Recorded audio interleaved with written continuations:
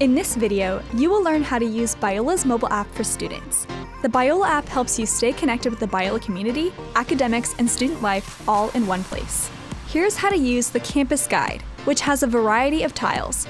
The tiles will change depending on what's happening at Biola throughout the year. Click here to view the interactive campus map. Zoom in on locations and search for places on campus. View dining locations and menus.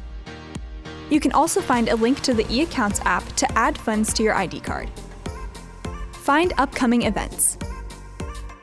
Click on an event to add it to your personal calendar. Find Biola departments and services. Clicking on a department or service allows you to see their office location, contact information, and website. You can also use this guide to explore and join clubs and student organizations. The home page also has links to My Account and more. You can easily search for any of these resources and more in the app. Here's how to use your app homepage.